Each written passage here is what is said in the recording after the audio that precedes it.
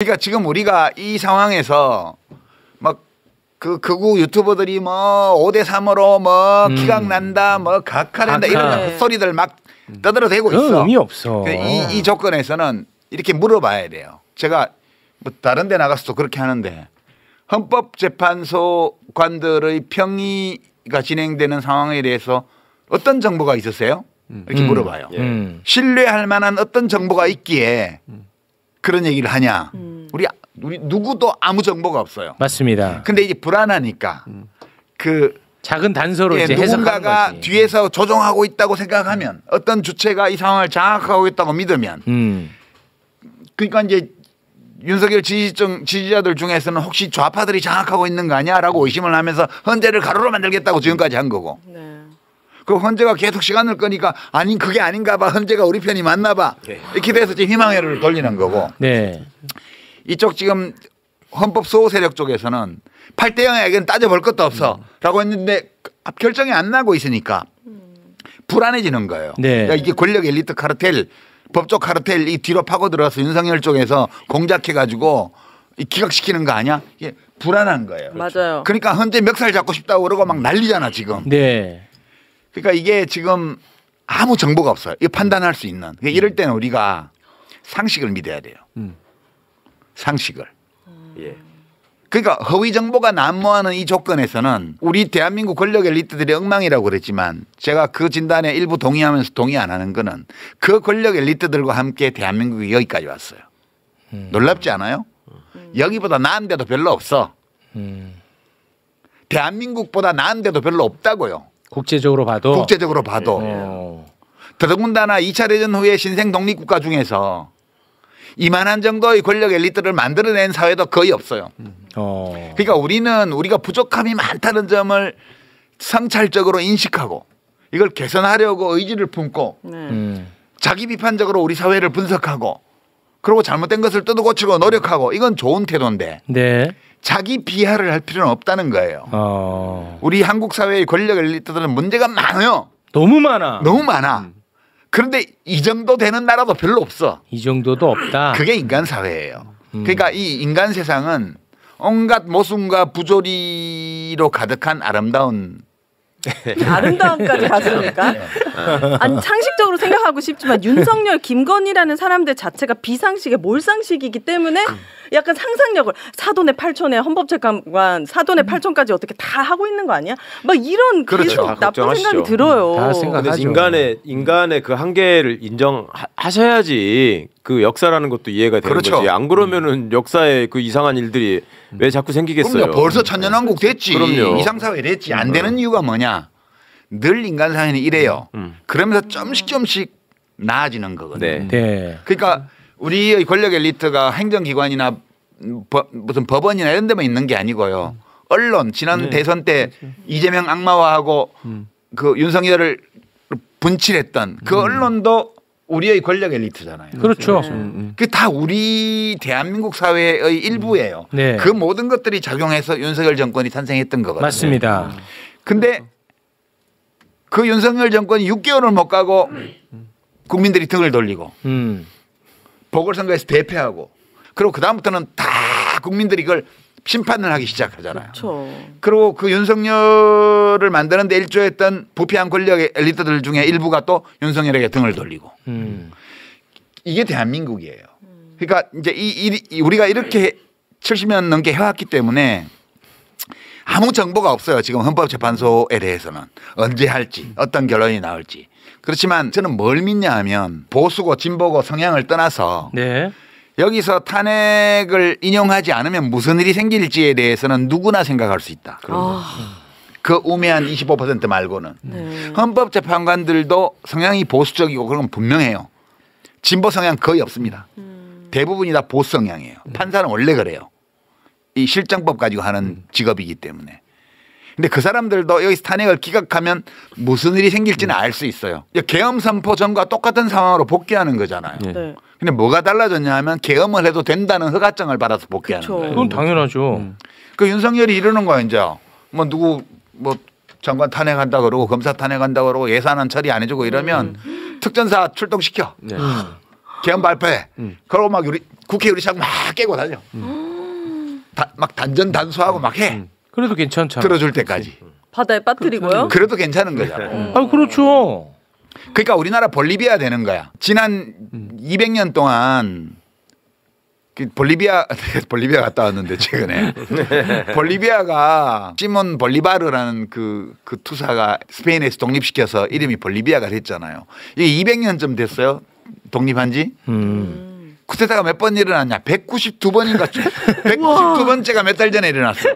진짜요? 그 중에는 친위 쿠데타도 있었고 반정 쿠데타도 있었고 좌파 쿠데타도 있었고 우파 쿠데타도 있었고 또는 쇼 쿠데타 이렇게 전직 대통령이 뒤에서 들을 쓰셔가지고 하는 쇼로 하는 실제 쿠데타가 아닌데 쿠데타인 척하는 쿠데타도 있었고. 아이고. 그러니까 그 나라는 그냥 쿠데타가 일상이에요. 그러니까 우리나라도 이제 친위 쿠데타 허가증을 줬잖아. 윤석열한테. 기각되면. 기각되면. 네. 그러니까 이거는 누구나 다 알 수 있는 거예요. 그렇죠. 그래서 이제 우리가 이런 최소한의 상식에 의해서 판단을 해볼 때 이걸 기각한다는 것은 비상계엄을 아무 때나 발동하고 군을 아무 때나 동원할 수 있는 허가증을 주는 거나 다름이 없어요. 네. 그럼 대한민국 어떻게 되냐? 볼리비아 되는 거예요. 이 상황을 헌법재판관들이 생각을 안 할 수가 없어요. 그래서 저는 아무 정보가 없기 때문에 어떻게 생각하냐면 그냥 빨리 좀 하지. 그래요. 아니 이게 그렇게 3주씩이나 끌 일이야? 아 진짜 그러니까 그들만의 세상에 사는구나 이 사람들. 국민들 얼마나 다급한지는 모르고. 월요일 날 제가 그 김성훈이랑 구속영장 검찰이 청구할 것 같냐 안 할 것 같냐 경찰이 신청했다고 나왔잖아요 월요일 날. 이번에는 청구할 거다라고 제가 말씀을 했어요. 네, 지금 했어요. 네. 했어요? 네. 아, 또 난 탄핵 인용될 때까지 안 할 줄 알았는데. 지금 했어. 아니 경찰이 검찰이 아니, 검찰이 법원에 청구했어요. 이번에 법원에 청구했어요. 네, 지금 막 속보 나왔습니다. 막 나왔는데 김성훈이가 가만히 안 있을 텐데. 그러니까 김성훈이도 그렇고 치무정이도 이거 불안해서 그거 청구하겠냐. 라는 말씀들을 댓글로 많이 하시길래 그 사이에 증거인멸 다 했나 보다. 이렇게 돼 있는 상황에서는 할 거다 했는데 하잖아요. 했어 그러니까 지금. 이게 꽉 걱정하는 쪽으로만 모든 게 악화돼서 가고 있지 않다라는 거는 하나 말씀드리고 싶었고 네. 또 하나 이제 왜 이렇게 끊느냐 뻔한 걸 가지고 네. 저도 그거를 계속 생각을 해봤는데 이제 여러 가지 설이 있었잖아요. 누가 하나가 찡짜를 붙는다, 뭐 시비를 붙어가지고 뭐 어쩌고 있다라는 얘기가 있었는데 그러면 그 하나는 왜 그럴까? 있다고 치고 있다면. 예. 그리고 그러면 지금 유 작가님 말씀처럼 개인의 이익에 충실해서 보는 게 사람의 행동을 이해하는데 어찌 보면 가장 효과적인 수단일 수 있잖아요. 그렇게 봤을 때 이 사람들한테 당면한 지금 가장 뚜렷한 이익은 뭐냐? 헌법재판소장 되는 거예요. 마은혁 재판관이 들어가면 9명 완성되잖아요. 네. 마은혁 재판관은 들어갈 수밖에 없잖아요. 이제 그러면 지금 헌법재판소장을 그 중에 한 사람이 하는 거라고요. 근데 그러면 헌법재판소장이 다음 정부에서 소장을 지명할 가능성이 높아요. 왜냐하면 지금 지명해봤자 헌법재판소장은 국회 동의를 거쳐야 그렇지. 되기 때문에 민주당이 소장만 동의를 거쳐야 되거든. 민주당이 동의해주지 않으면 소장 안 돼. 그래서 지금까지 대행 체제로 있는 거예요. 예, 예. 왜냐하면 국힘 쪽에서 계속 뭐 누구를 하자 누구를 하자 3번이나 했는데 민주당에서 노 해가지고 문영배 대행으로 지금까지 와 있는 거거든요. 계속 그동안에 이종석을 다시 하게 해달라, 법제처장 이완규를 하게 해달라, 그 다음에 그도저도 안 된다고 하니까 그러면 정영식을 하게 해달라 이렇게 했는데 그렇게 3번 다 다 거절당했 제꼈거든요. 그거를 그러면 왜 민주당 2명 하는 거를 그러면 받아들이고 공문까지 보냈느냐? 그거가 조건이었어. 우리가 2명 받을 테니까 소장은 우리가 원하는 사람으로 해달라는 거였는데, 그러니까 합의가 된 거 맞는 거야. 그런 거였는데 지금 이 사람들이 그 사이에 막 계엄이 나고 판이 뒤집어지니까. 나가는 사람들조차도 난가? 이 생각을 하는 상황이에요 지금. 난가병이. 난가가 내가 소장인가 다음. 내가 소장 될 수 있다. 결국은 보면은 나중에 이게 헌법재판소 이제 결국 판결문이 나오잖아요. 그러면 그 안에 다 얘기들이 적히게 되고 이 부분은 누가 강조했고 이 부분은 누가 넣자고 하는 게 다 나올 수밖에 없어요. 그러면 그 과정을 통해서 자기 이 생생낼 게 필요한 거예요 지금. 내가 이거를 이렇게 하자고 했으니 내가 소장이야. 요게 지금 다 있는 거야. 그러면 빨리 해야지. 그러니까. 뭐 근데 하는 그 거야. 안에서 자꾸 이렇게 해서 이제 그만 끝내자고 하다 보니까 저기 저렇게 되면은 유시민 소장이 될 가능성이 내 거 한 줄 넣어야지. 최강욱 소장이 돼. 그럼 그거는 민주당한테 조금 더 잘 보일 수 있게끔 뭔가를 더 넣어야지 자기네들이 어필되는 거 아니에요? 그래서 그 대목을 왜 생각하게 됐냐면 우리가 위험하다고 그러니까 윤석열이가 믿고 있는 재판관이라고 얘기하는 순서대로 정영식, 김영두, 조한창, 김복형이라고 얘기했잖아요. 네. 정영식, 김영두 두 사람 굉장히 열심히 하잖아요. 재판 진행할 때. 질문도 많이 하고. 네. 저는 그걸 보면서 이건 팔다빵이라고 확신을 한 사람이거든. 내가 뭐 집표생물도 얘기하고 그랬잖아요. 표절해가지고. 근데 그 두 사람이 자기가 헌법재판소장이 될 수 있다고 가장 간절하게 염원하고 가능성이 높다고 생각하는 사람이에요. 여태까지는. 자, 헌법재판관님들 다 좋은데요. 그러니까. 그냥 막 그거는 그대들끼리 알아서 하시고. 소장 누가 하든지 말든지. 그 소장 실권도 별로 없으면 명예지. 명예예요? 네, 그 국가의전 서열, 연봉 이런 게 다 영향이 있기 때문에 네. 그 하고 싶어 하는 건 이해를 해. 그거는 그대들끼리 빨리빨리 해결하고 이걸 빨리 선고해야 돼. 빨리. 그러게 말이야. 뭐 하는 거야 지금. 그러니까 제 가설이 틀리기를 바라는데 이것도 그러니까 어차피 내가 1등하고 내가 반장해야 돼 이런 생각에 발로일 수 있다라는 게 슬프다는 거죠. 다음 정부 들어오면 9명 다 소장해줘요. 공동소장. 아니 작가님 말을 들으면서 또 우리가 위안을 삼을 수 있는 부분은 헌재 재판관들이 아무리 윤석열이 지명하고 아니면 임명을 했다 하더라도 그 사람들은 보수적이라는 표현을 저는 어떻게 이해했냐면 이게 이념적 진보 보수의 문제가 아니라고 생각해요.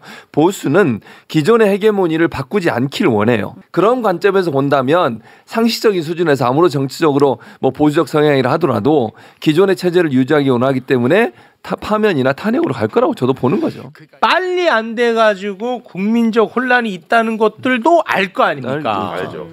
그러니까 뭔가 그 내부에 계속해서 방해하는 누군가가 있지 않겠냐 이런 이제 의심을 하게 되는 것 같아요. 아니 방해한다고 해도 이 국가적인 혼란이나 이런 거에 대해서 심각하게 생각하면 그래 너 그럼 반대하고 네가 독박 써 이렇게 하고 해도 돼. 그렇지. 근데 그 나름의 안정치가 안 되고 그 나름의 그걸 관통하는 동료 의식이라는 게 있어요. 우리는 헌법재판관이다. 그렇지. 근데 우리는 헌법재판관이고 저 구름 위에 있는 사람이야. 그렇지. 그들만의 세계에 살고 있어. 그냥 뭐 저 사바 세계에 있는 것들은 그냥 그 니네 원래 떠드는 것들이잖아. 그리고 뭐 중간에 뭐라고 했어. 이걸 빨리 3월 11일까지 해야지 나라 돈 몇백억을 또 아낀다 이런 얘기도 하고 그랬잖아요. 그런 거 다 상관없어요. 상관없어. 적어도 이 그 고위 법관으로 내가 있다라고 생각하는 사람한테 아무 상관없어요. 그런 거는 오로지 지가 앞으로 어떤 평판을 얻고 내가 앞으로 뭘 더 할 수 있느냐만 상관이 있어. 솔직히 말하면. 아니 지금 헌법재판관들도 뉴스를 볼 거 아니에요. 보죠. 보는데 굉장히 열심히 봐요. 지금 이제 사회적 신뢰도 조사 데이터들을 보면 제일 신뢰도 높은 데가 헌법재판소야 지금. 네, 맞아요. 헌법재판소가 압도적으로 신뢰도가 높았어. 이대로 가면 며칠 지나서 조사하면 뚝 떨어질 거야. 네. 이대로 가면 지연하면 계속 지연하면. 네. 그럼요. 그러니까 지금 그 헌법재판소의 사회적 신뢰가 높을 때 이걸 빨리 해야 돼요. 그렇죠. 그래 그분들이 역사에 이름을 남기는 걸 중요시 여기든 헌법재판소장이 되는 걸 중요하게 여기든 뭘 중요하게 여기든 상관없이 기본 조건은 맞습니다. 네. 국민들이 헌법재판소를 신뢰하고 맞아요. 좋아하고 있을 때. 네. 헌법재판소에서 의지하려고 그러고 이렇게 하는 상태가 유지되어야지만 네. 헌법재판소가 헌법기관 헌법을 수호하는 최종적인 기관으로서 자신의 어떤 위상을 확보를 할 수가 있고 네. 헌법재판관들 자신이 더 의미 있는 사회적 기여를 할 수 있는 환경이 만들어지는 거잖아요. 네. 그래서 저는 헌법재판관들이 이 정도를 모르지는 않을 것이다. 네. 근데 이렇게 늘어지는 거는 그 내부에서 해결을 해야만 되는데 잘 해결되지 않는 어떤 갈등 요인이 있거나 또는 너무 잘하려고 완벽하게 하려고 한 나머지 시간이 걸리거나 이럴 가능성이 높다고 봐요. 그 윤석열 탈옥 이후에 겁먹어가지고 이렇게 늘어지는 거 아니에요? 솔직히 윤석열이 안 나왔으면 더 빨리 나왔을 수도 있잖아요. 꼭 그런 건 아니고요. 물론 윤석열이 풀려난 거 있잖아요. 네. 이거는 국힘당에 엄청 안 좋거든요, 사실은. 그렇죠. 국민의힘에 다 작용 반작용의 법칙이 있어요. 이게 지금 그 얘기 해도 되나 윤석열이 풀려난 거? 열받지 말라고요. 물론 내란 수계가 풀려나서 뭘 하고 이제 돌아다니지는 않아. 틀림없이 뭐 만성 알코올 중독으로 인한 인지장애가 심각한 사람이기 때문에 만성 알코올 중독에서 벗어나지 못해요. 그러니까 지금도 술 먹고 있을 텐데 정근인멸하고 뭐 그러고 시간 보내고 있을 텐데 좀 지나면 이제 우익 유튜브에 출연할 거예요.